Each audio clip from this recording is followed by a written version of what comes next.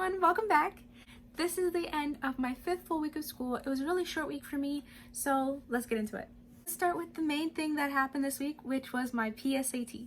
Most juniors took the PSAT on Wednesday. At my school, all the juniors who were taking the exam had to come into school to take it on that Wednesday. The exam itself was pretty alright. It was the first time we were taking something like that. We were supposed to take the SAT our sophomore year in the spring, but it got canceled because we had shut down in March. I bought a PSAT book and I did some online practice on College Board, so I did spend some time reviewing and going over it. So overall, it wasn't a bad test at all.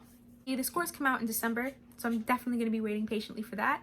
Since all of the juniors had to physically come into school to take the test, I got to see so many of my friends who are either completely remote or they're in a different cohort and I don't see them every day. So that was so much fun and it was so good to see them. And it was just a really good feeling. It felt like we were back to normal. It felt really nice to see everyone, to be in a classroom that's not just 2 people. I was in a classroom with about 8 people for social distancing. Regarding like the PSAT and the SAT, it's definitely really hard to think about at this time. Majority of juniors that I know are more than likely going to be taking the SAT for the first time in the spring. And thinking about college and thinking about finding a school and building up your transcript with your grades, your activities, your sports, your extracurriculars, anything you might have, it's definitely a lot more challenging this year than it would any other year. A lot of our athletes don't have their sport that they would either use for college recruitment or that they would use as a supplement to their application. With clubs, even though majority of our clubs are online, there's still some clubs that aren't going to happen in the same way they used to. So it's definitely a scary thing to think about, being a junior and thinking about what you want to do for college and the best way to build your transcript given what we have. Even online school, you can ask anyone. It's very difficult to learn online. It's so different to go to your teacher for help because you might have to schedule with them on a Zoom call instead of maybe popping in during your lunch period or popping in after school and seeing if they're free. It's a lot harder in that sense.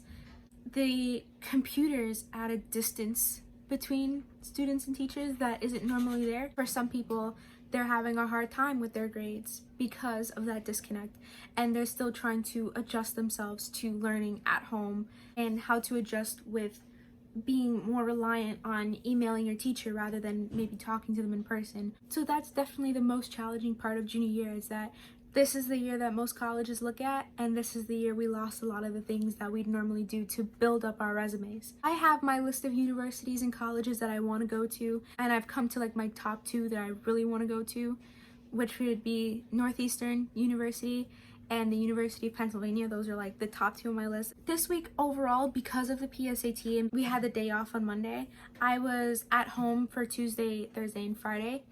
And today again, my Wi-Fi shut down.